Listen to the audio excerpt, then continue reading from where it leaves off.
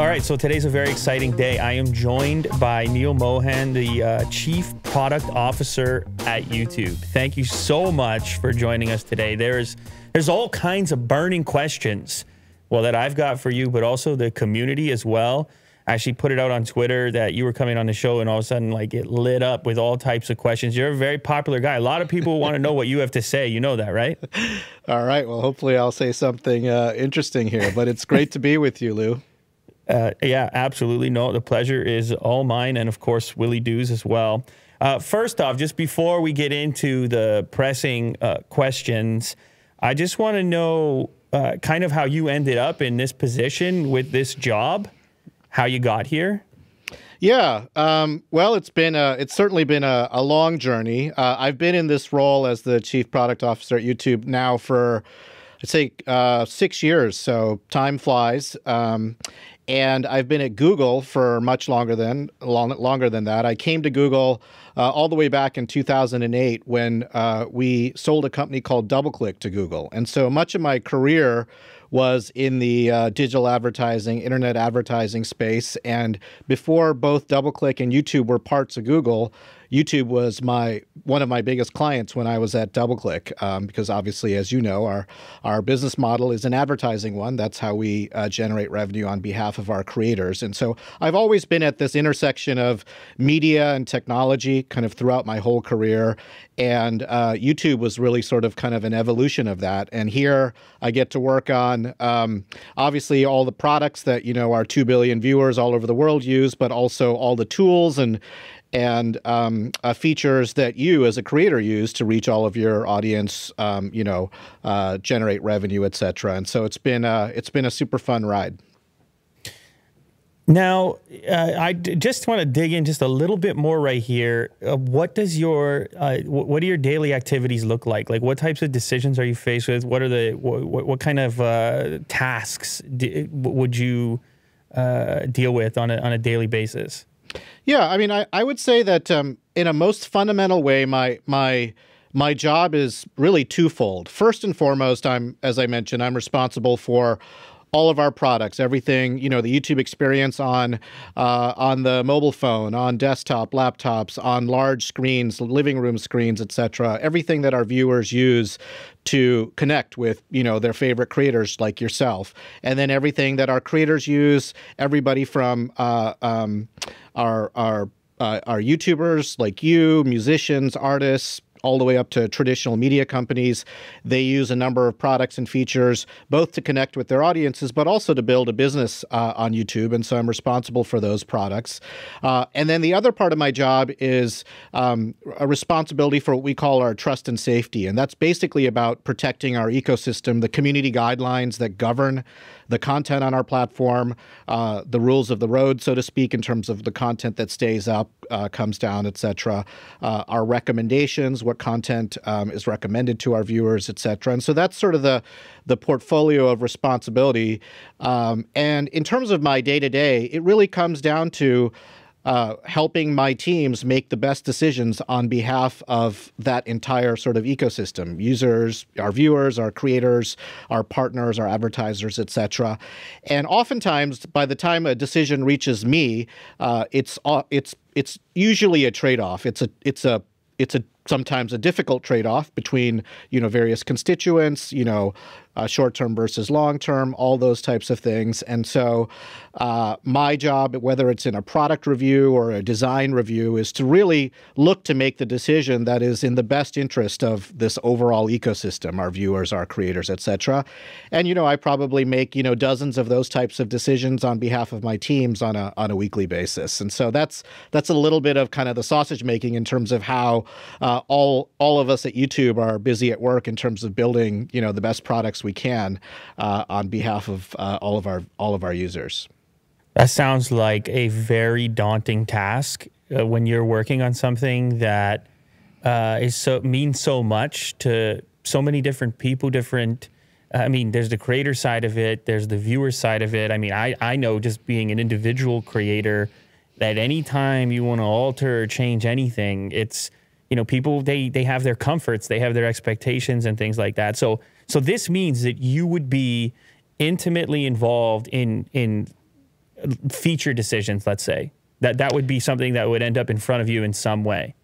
I would say in a general sense, that's right, Lou. So at the highest level, in terms of setting our product strategy, what is the vision for the product for the next 12 months, the next 3 years, kind of what does our roadmap look like?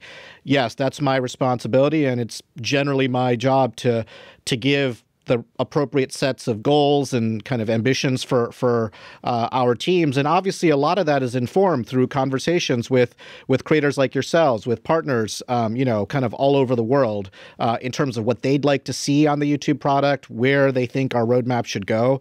And so I try to synthesize that and set a strategy and vision for all the product managers, all the designers, researchers, et cetera, on my team. But when it comes to individual features, or how a feature shows up in the product, for example, or where it's located, or what does that actual user journey look like, there's a team of talented product people, engineers, designers, et cetera, that work together to make those individual decisions. And if there's decisions that involve either difficult trade-offs or that have sort of competing constraints, if you will, sometimes those decisions will get escalated up to me, and I'll help the teams resolve those.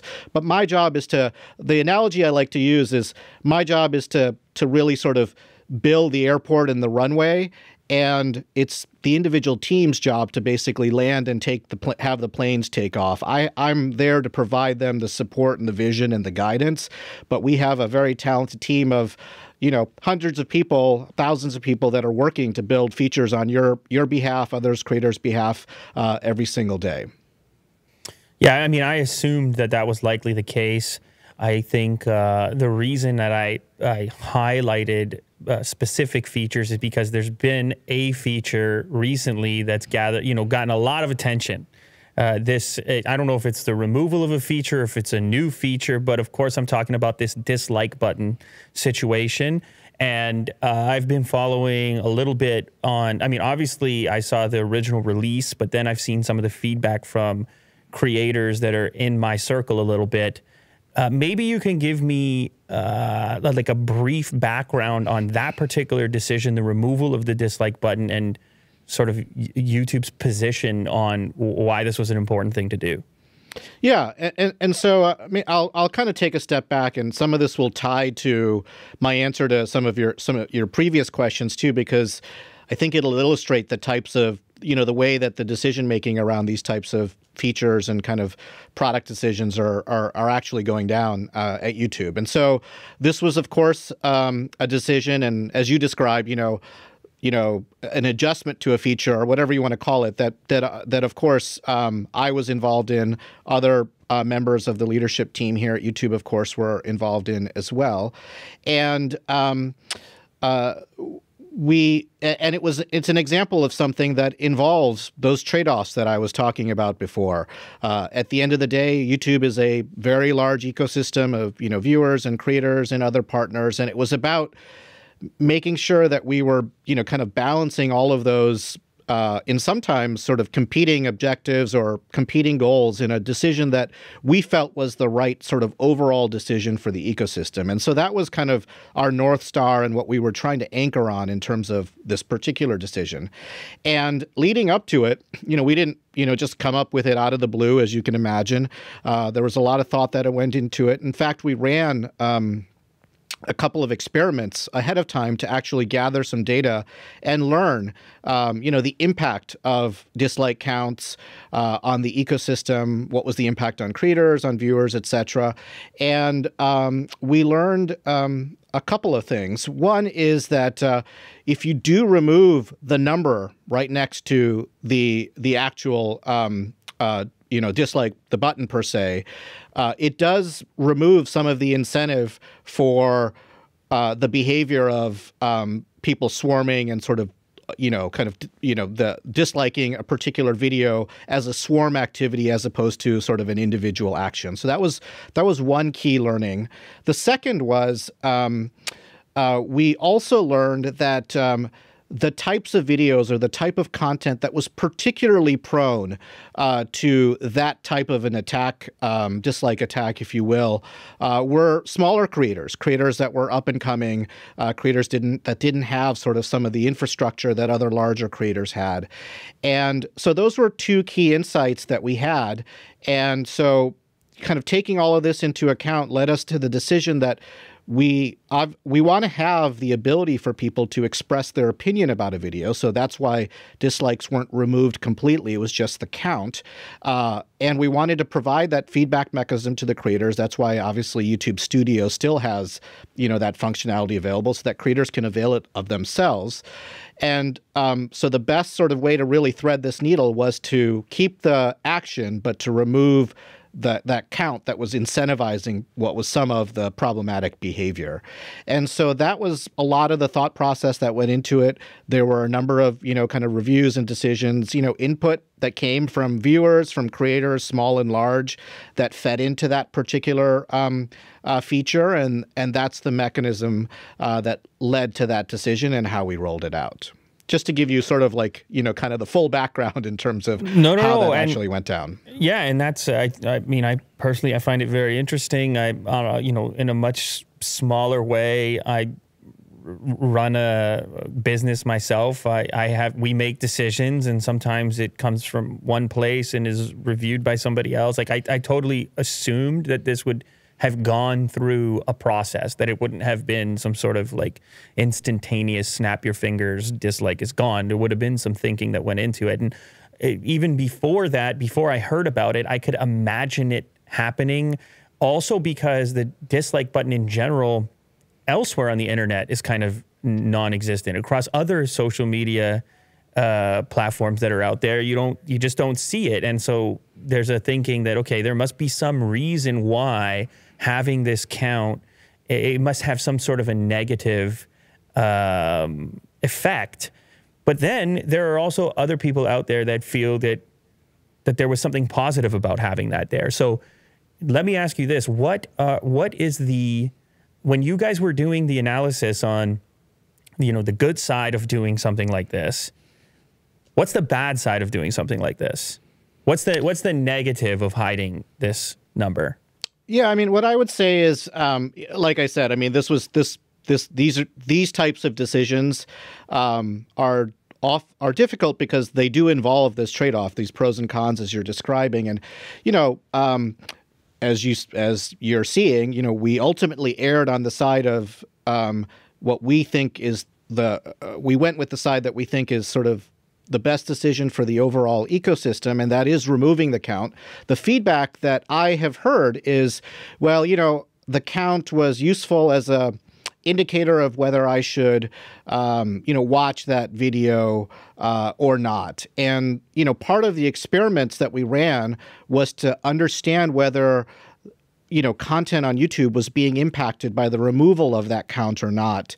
And as you probably know, dislikes are certainly one piece of input, but there's lots and lots of signals that our recommendation algorithms take into account in terms of surfacing personalized recommendations for all of our viewers. And it turned out that that count wasn't actually having any meaningful impact on the viewership that videos were getting, meaning that, viewers were watching the videos that they wanted to watch, wanted to consume. That was factoring into videos that were being recommended to them via our personalization algorithms, and all of that was working fine with or without that count. So that was sort of one piece of feedback that I heard that I think our experiments showed wasn't really playing out that way.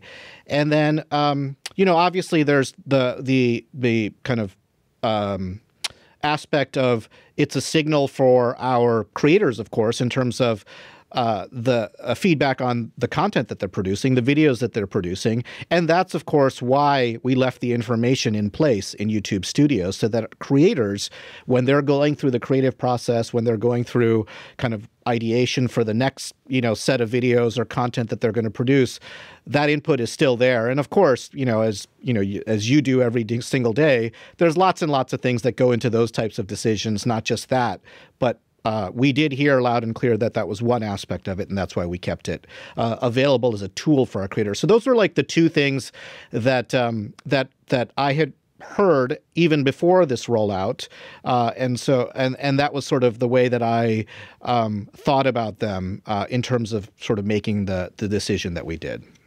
Yeah, I think when I initially heard about this, I had a immediate sense that there's like kind of huge creator stuff and then just starting out creator stuff, and that those perspectives can actually be quite far apart. And when people approach me and say, "Hey, that's so cool that you're publishing to YouTube and that you're a YouTuber," and then they immediately follow it up with like, "I would love to do that," or "I want to publish as well," and then I imagine that, and I try to remember as well what that process was like, and those initial videos that you publish, and that sentiment and that feedback that you're getting, and how important that is as far as acting as fuel to keep you going and keep you publishing. And obviously YouTube being a place where you want everybody to upload everything there, obviously, and you want anybody who has something, a passion in a particular area or something like this that wants to publish, you of course want that to be encouraged. But a lot of people out the gate might not be super comfortable with this glaring kind of the badge on top of their content. And so I think that big creators don't have to necessarily think about that in that way, because the ratios are all pretty consistent once you hit a certain, I mean, there's obviously outliers. So, and I think probably the same is true around the psychology as to why so many other video sites and social media sites don't bother with showing the dislike count publicly. It's encouraging for someone else to publish that hasn't published before, because that's at least not one risk. It's removing one risk. But anyway, that's sort of, I don't know if that was any part of the thinking on your end as well. Yeah, I mean, one thing that I'll say, Lou, is like the way you characterize it is actually a lot of the feedback that I heard from other large creators as well. Even creators who, might not have initially been comfortable with the decision. And I value that part of the kind of the YouTube sort of ecosystem, sort of culture, if you will, a great deal, which is large creators don't forget sort of where they started from. And a big part of what they feel is their responsibility is, kind of the next generation or the up and coming creators. And so even when my teams were receiving feedback on the dislike button, there was always this acknowledgement that clearly my experience is probably quite different than it is for, creators starting off today, in terms of the way you're describing it. Also in terms of, who is just more vulnerable to, a concerted attack, not just, kind of in a general sense. And so I did hear that actually from other large creators as well.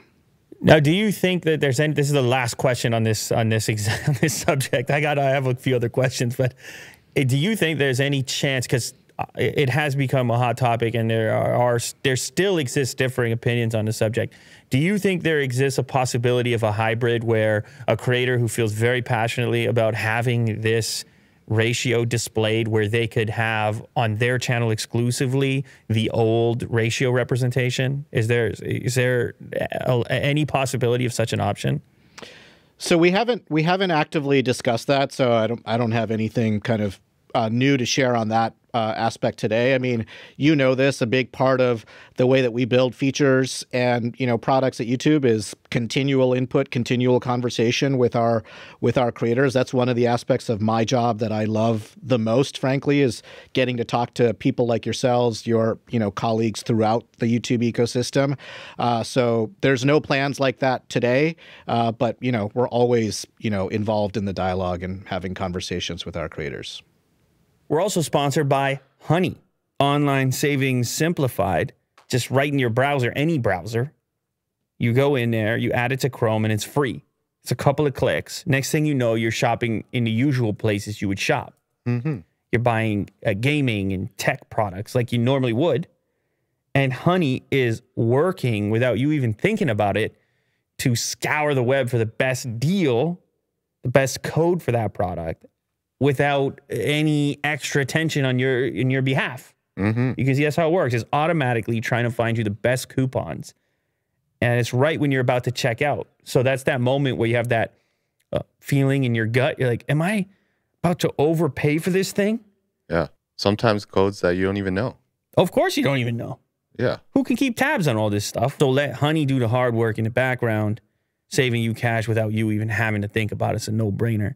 Get the extension, put it in Chrome, get your act together. Honey.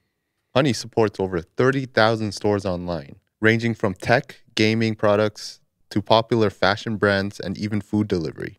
Snowboard season's coming up, so I'm probably going to use Honey again to get some amazing deals from Burton. You could be missing out on free savings. It's literally free and installs in a few seconds. And by getting it, you'll be doing yourself a favor and supporting this podcast. Get Honey for free at joinhoney.com/LouLater. That's joinhoney.com/LouLater. Thank you to Honey. Cool. All right, let's move on. I want to ask a little bit about how videos get suggested, how a video ends up in front of myself or somebody else. Obviously, this is something that over the course of time that I've been doing this has changed significantly. When I started out, discovery was a little bit more work. You were really having to cultivate this list of subscriptions and then relying on your subscription feed. Now it's much more suggestion-based, and so people end up encountering content that they didn't necessarily have to seek out. What are the key characteristics of a piece of content now that ends up being suggested far and wide? Yeah, I mean, I think that's a super interesting question, and it's not going to be surprising to you that there's certainly not a simple answer to it. And in fact, the reason why I think there's not a really simple answer to it is sort of where some of the magic of YouTube comes from in the first place, which is there is such a breadth and diversity and depth of content, regardless of your interest as a viewer, whether that's a short-term interest, long-term interest, wherever you are in the world, chances are there's something that is of interest to you on YouTube. And because of that sort of kind of extremely wide range, there is no sort of one-size-fits-all or silver bullet in terms of like what makes sort of a video particularly prone to be recommended. And in a fundamental sense, that's because the way to actually deliver to our viewers what they're looking for is based on personalization. And so personalization is all about the individual preferences of a particular viewer. What you're going to see in your home feed or what's recommended to you after you're done watching a video is going to be different than mine and, different than sort of the next person. And that is, in essence, sort of, the magic of YouTube. And so when we make those recommendations, when our algorithms learn what should get recommended to you, lots and lots of signals go into it. So, obviously, what videos a user clicked on, but, more importantly, what did they watch? Things like watch time. We talked about likes and dislikes, and a whole set of other signals will go into those recommendations, but it's fundamentally about what type of content, what type of videos you like watching on our platform, and our recommendation algorithms learn from that. That's why, your home feed as a new user continues to evolve and gets better and better and more honed over time. And that's the experience of, the vast majority of our users all over the world. That doesn't mean that users don't take it into their own hands when they want to actually also have a curated experience. And that's what the subs tab is all about, as you know, right? You subscribe to your favorite channels, your favorite creators, so that you always have access to their videos in a very specific spot in the YouTube app. You can set it up in a particular way that you like. You can set up notifications around those videos in a particular way, because that's obviously also a big driver of discovery of content. And then, of course, kind of the tried and tested sort of way that's always existed since the early days is just search, right? Just being able to search for videos as well. So it's really kind of, what people do with subs, with search, and then of course recommendations play a really big part. And it's all of those signals that go into it. There's one signal that I wanted to highlight or ask about because I've been sort of noticing it. It's become a little bit more prevalent, at least in my experience as a user, as a viewer, which is surveys. I've noticed more sort of satisfaction surveys with a variety of questions. I'm wondering about the importance of that signal in the mix as an ingredient in that entire mix. How important are surveys now? And is that going to be going forward? Is that an area that you'll be leaning into in order to get better at suggestions? Yeah, and I'll answer that, but let me ask you a question, though. Do you feel like YouTube is responsive to the answers that you provide in those surveys? Do you feel like it starts to show up in terms of your recommendations over time? Oh, that's hard for me to say. I've only really started to interact with it very recently. Okay. I think yes. I think it's having an effect, but it's so hard. It's like you were saying previously, there's so many factors that go into it. And sometimes when you're clicking on a video that you find intriguing, you're not necessarily doing the math as to how you ended up there or what you may have answered that brought you there. Because if the content itself is captivating, then you're already inside of it. That said, I find that questions on the survey to be interesting, and being a YouTube creator myself, I can't help but wonder the impact of these surveys on content that I publish and how people respond to that, because sentiment is kind of different than some of these other signals, like watch time or click-through rate or something like this. Those are a number. Whereas these surveys are not. They're kind of a little bit more human.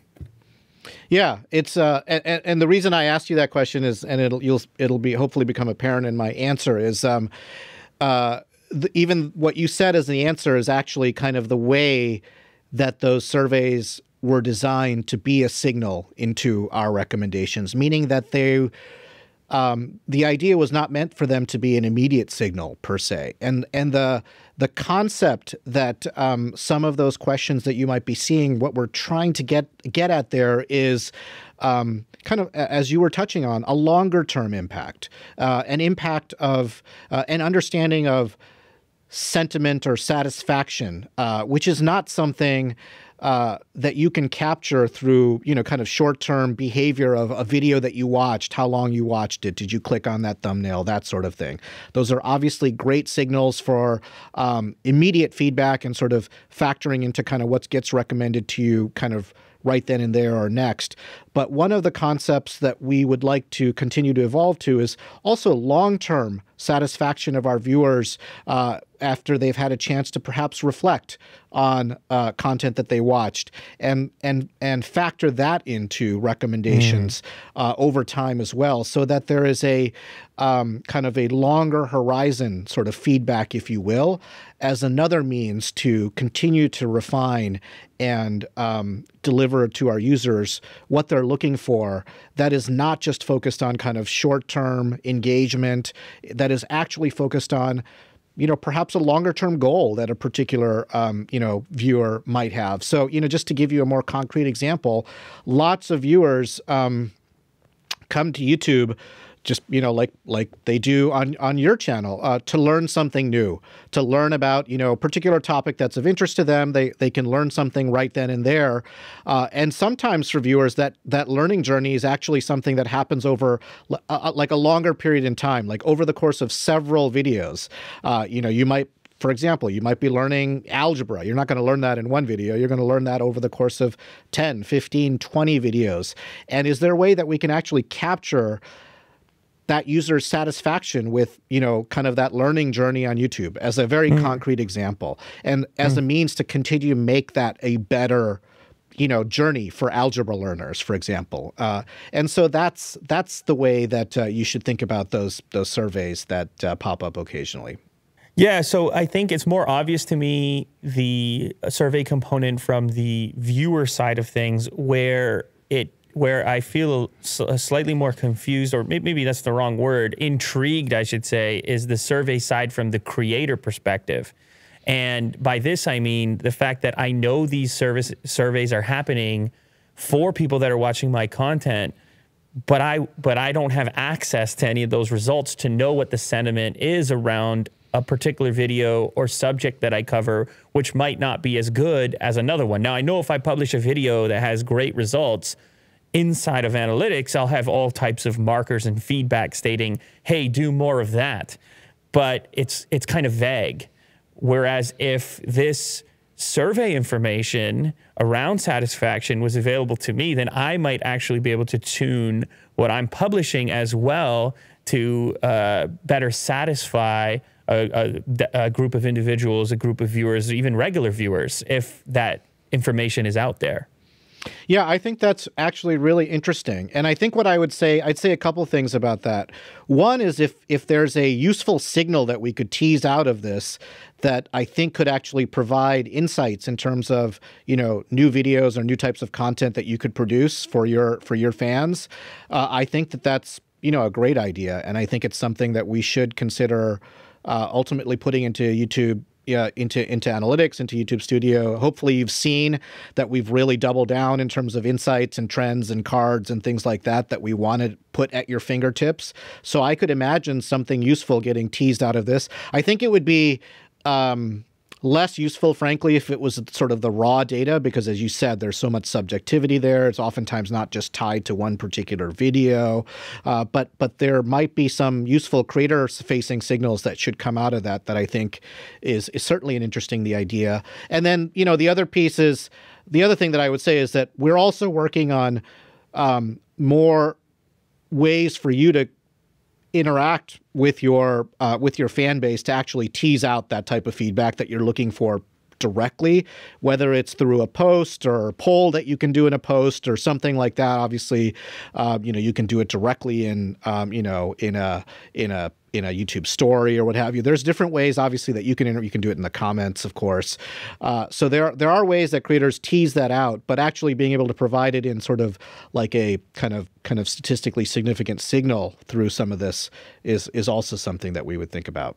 Well, yeah, see, and the reason that I think that could be useful or meaningful to creators is because oftentimes you can have a subject matter, concept, topic that might not be the most widely appealing one, but it could be really satisfying or useful, or it could be meaningful, let's say, to a smaller group of people. But when you get your analytics back and maybe the sentiment in the comments was like, hey, we love this, but then it wasn't widely appealing. And so analytics doesn't do a great job of telling you that this may not have been the biggest hit video, but amongst the group of people who watched it, 82% chose 5-star satisfaction.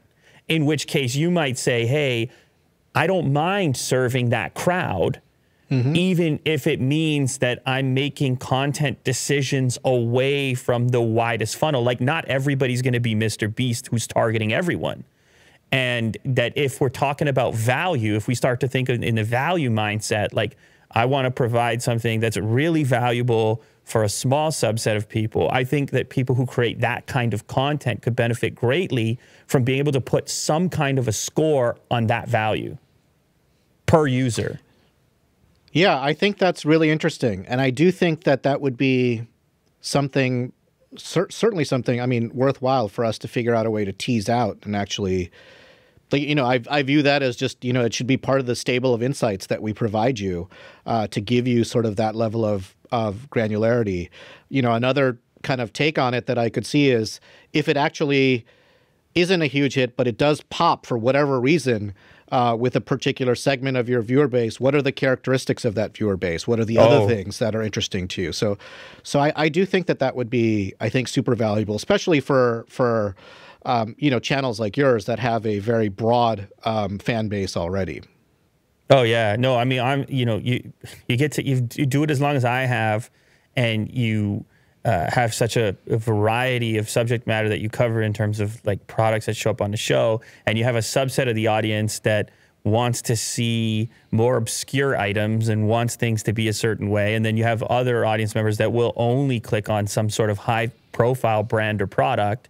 And so you can't help but become conditioned to want to service the biggest group, even though the smaller group exists within there. And you kind of wish there was a way to quantify the significance of serving them as well. This is complex, how to figure something like this out. But when you have, and I'm sure this is the case for a lot of channels that have been doing this for a long time or have large subscriber bases, you end up with quite a variety inside of your own community. Yeah, and that variety can be across multiple dimensions. You mentioned it across products. It can be across geographies for other creators and a whole slew. So I think that's really great feedback. So the last thing I want to ask you about is YouTube Shorts. This has been a very big deal, very current kind of change. I have kind of gone back and forth myself. I'm going to be publishing a number of shorts here shortly, but I haven't really experimented all that much as a creator on shorts. I've obviously watched many shorts. I'm curious about why shorts on YouTube? Maybe I'll just leave it as simple as that. Why shorts on YouTube? Yeah, I mean, I think that, and you've been, you've obviously been on YouTube for a very, very long time. So you've seen so much of this journey already. But kind of the thought experiment behind shorts was, well, what if YouTube was starting today, versus 15 years ago? And, when YouTube started 15 years ago, it was all about, creators like yourselves or other creators having a tripod and a camera and, basically kind of starting to shoot and talking about something in their family rooms or bedrooms or wherever, kind of out in their backyard or what have you.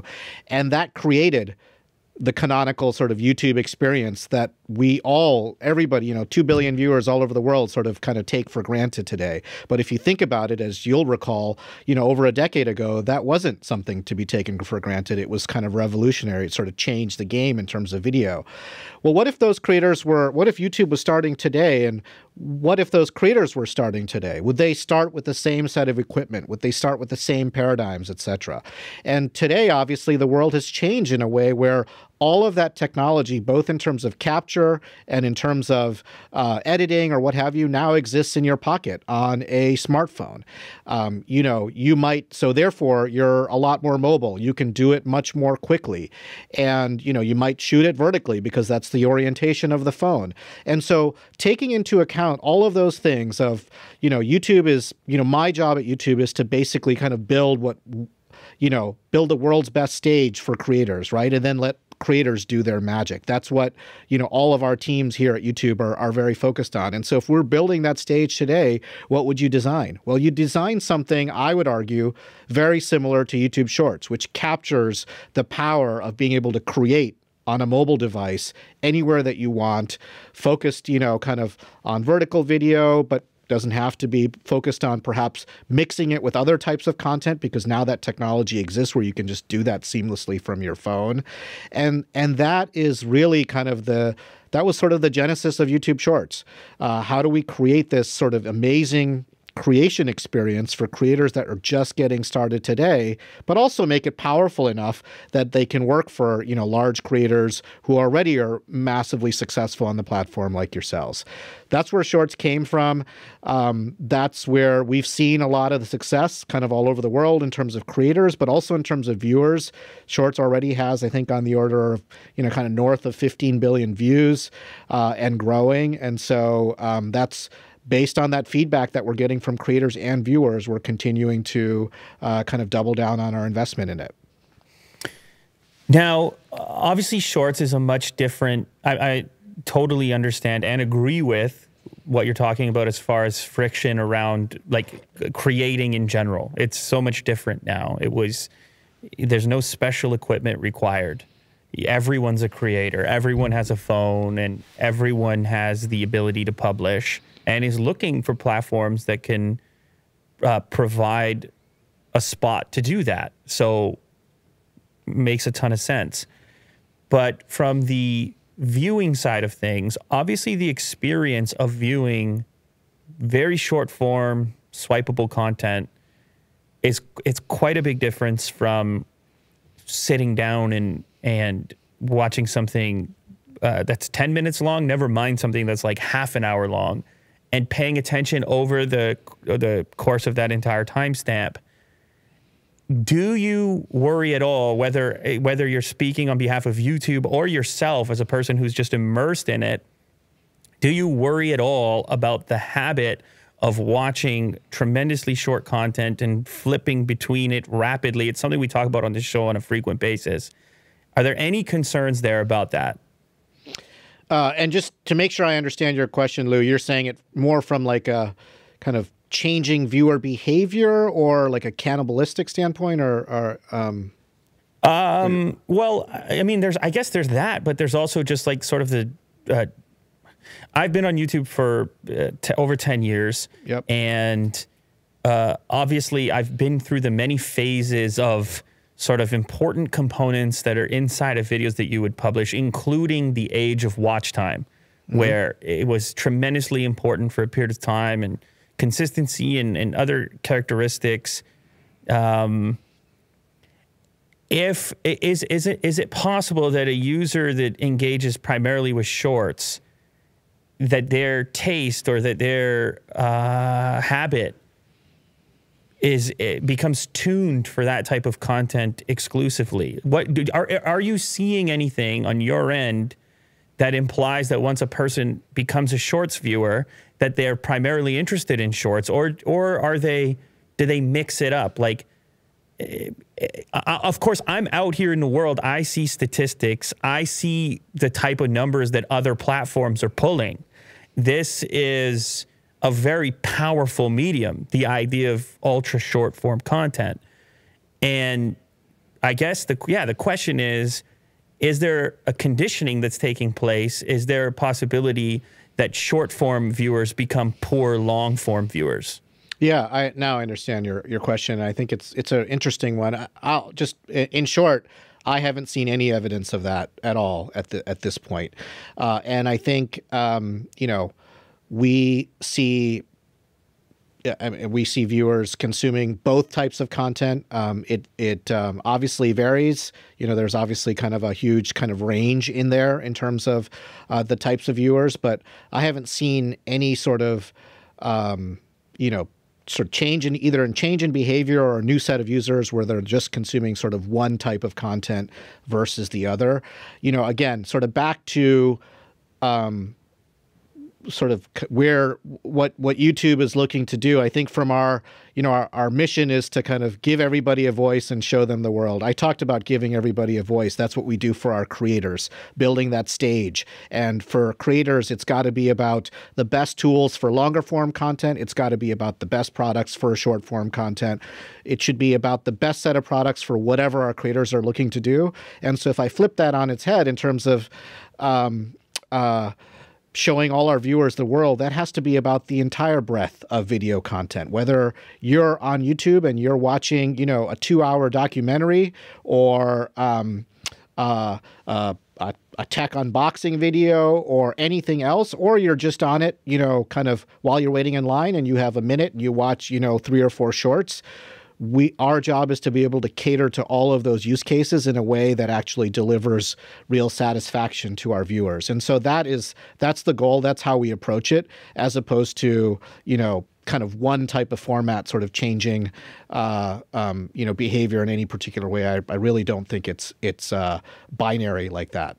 Yeah, well, no. And I like the fact that you keep using this word satisfaction, because I think that there's some kind of comfort for me in that word, in that really that's the component that I would, and we already talked about this as far as those surveys are concerned. It's like the view metric is kind of the part that becomes obsessive for a lot of creators. It's like, I gotta hit a certain number of views, or I have a certain criteria for that. But in reality, there might be more value sometimes in approaching content that doesn't necessarily compete strictly on that via that criteria.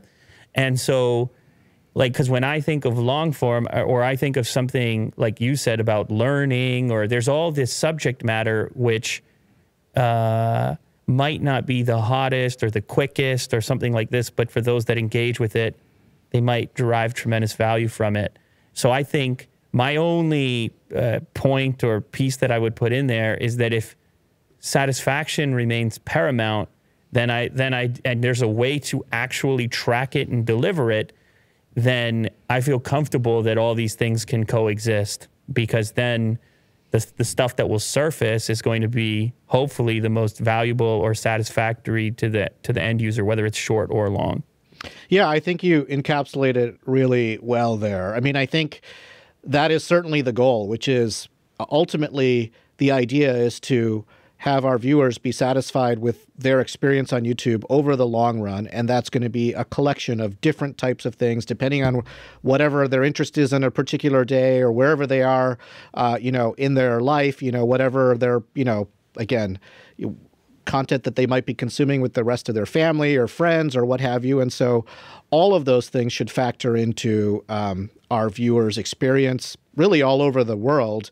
And I think, one of the things that's really interesting to me is how do we actually convey that value to our creators too, right? So not just give them the insights like we talked about earlier in this conversation, but also are there things that we could do to create, economic value for our creators from that satisfaction in a way that's actually fair to creators that are producing different types of content.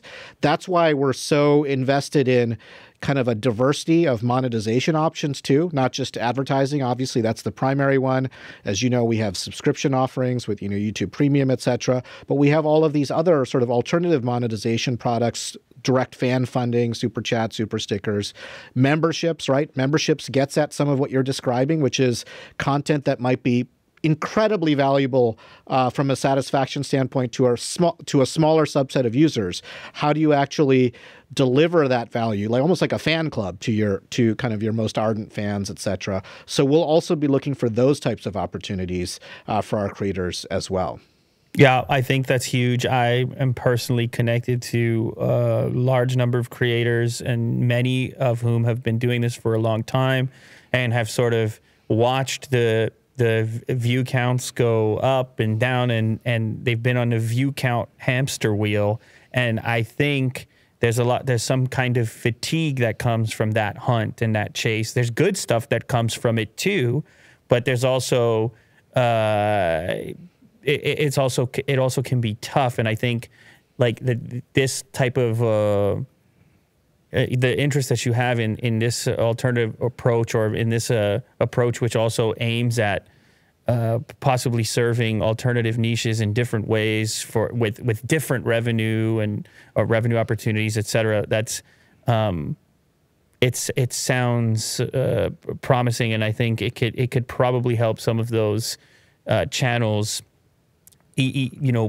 really focus in and zero in on how they could add value and how they could get positive feedback, because that acts as the fuel. I've been doing this for so long. It's this feedback, the metrics, whichever ones you choose to focus on, that can provide the fuel necessary to go publish that next one and keep the whole thing moving. And of course, on the flip side of that, it can go completely the other direction as well, which I'm speaking on behalf of other creators in my DMs who they might not be feeling super warm and fuzzy about whatever's happening with their channel at different times. So yeah, I think that type of diversity in evaluation of metrics could be the antidote to that eternal view count hamster wheel.